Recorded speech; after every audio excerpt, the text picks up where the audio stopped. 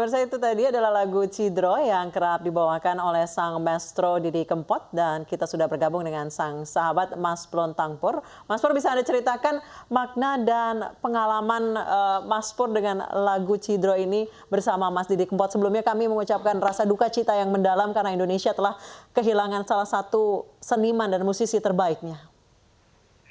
Ya, kalau lagu Cidro itu kan lagu apa ya?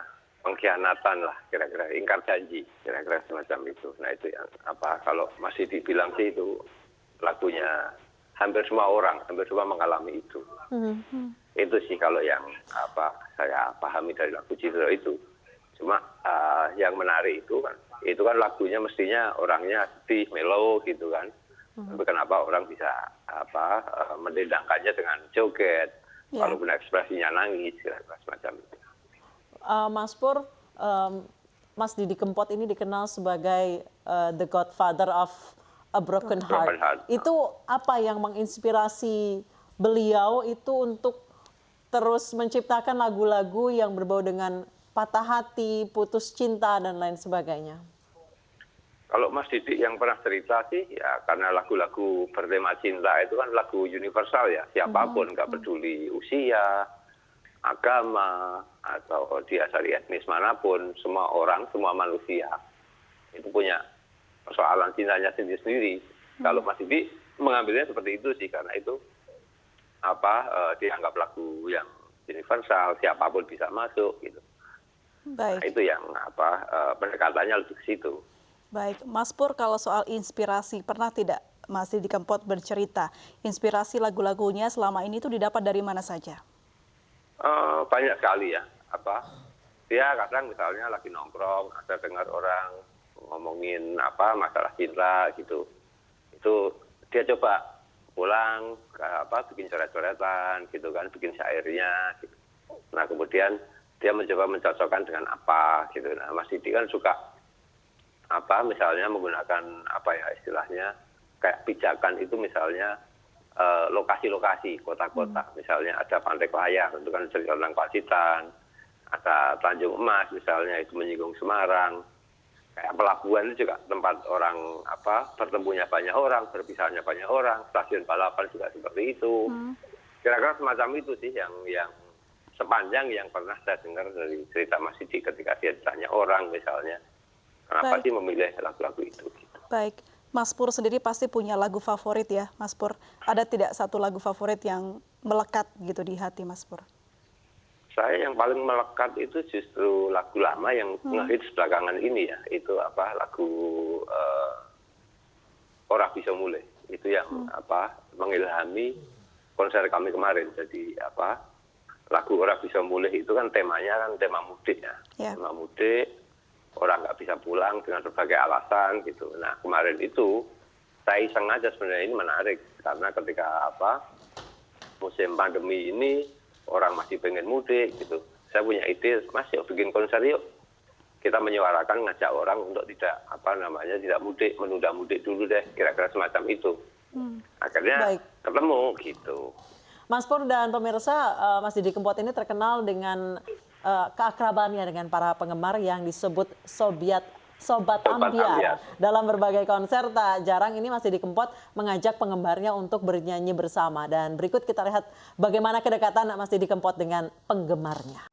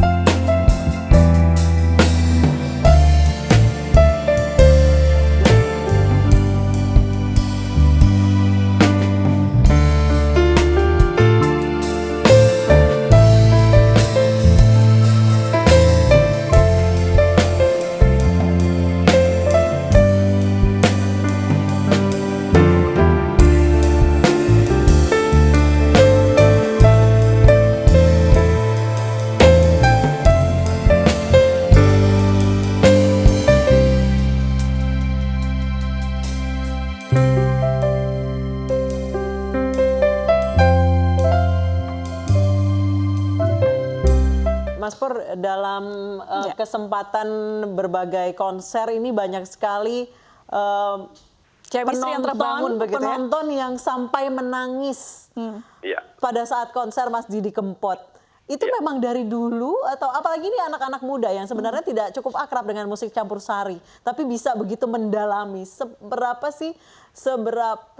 sihir yang dikeluarkan oleh suara Mas Didi Kempot ini setiap konsernya?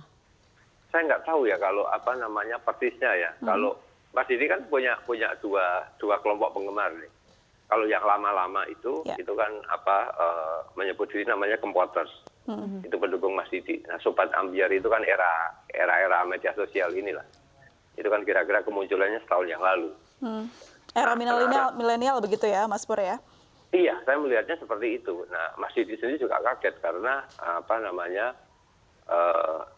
satu peristiwa yang bikin dia kaget itu waktu Lebaran, habis Lebaran tahun yang lalu itu ada konser di Taman Balai Kambang di Solo.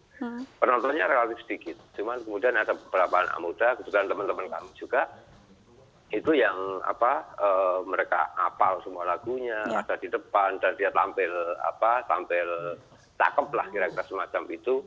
Dia ekspresif, menyanyikan semua lagunya hafal, itu sampai kemudian Mas Didi turun, nyamperin teman-teman. Itu yang teman-teman seneng banget gitu.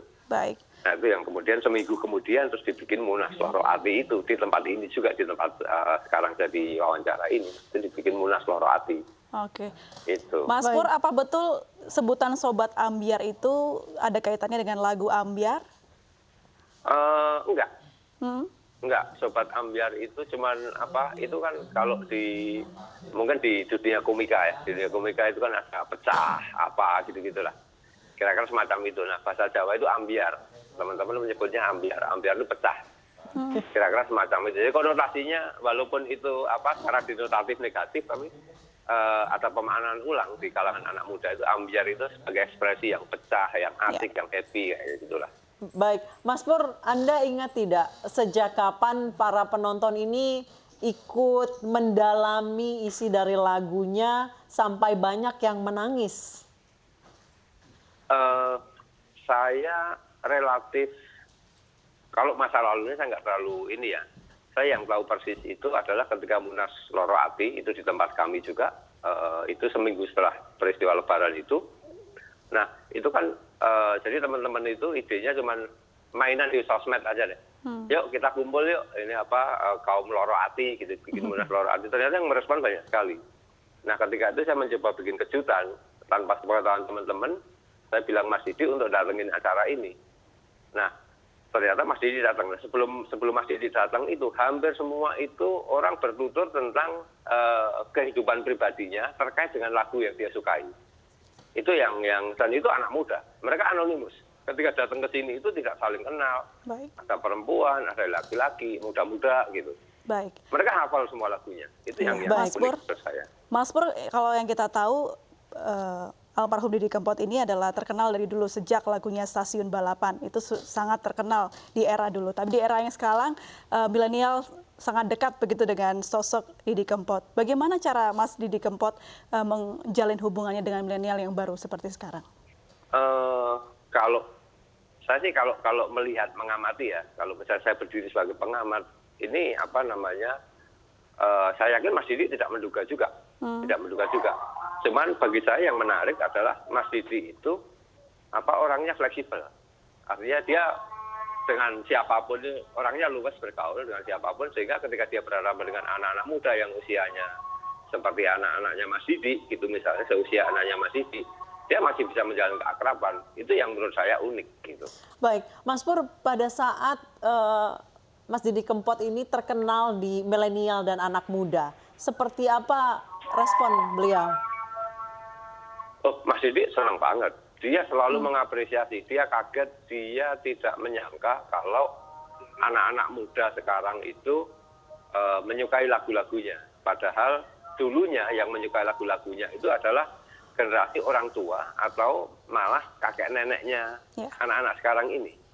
Itu yang Mas Didi itu sangat bangga sekali, sangat bahagia sekali gitu. Baik. Ya tentunya karena memang lagu-lagu dalam negeri bisa menjadi tuan rumah di negerinya sendiri begitu ya Mas Pur ya.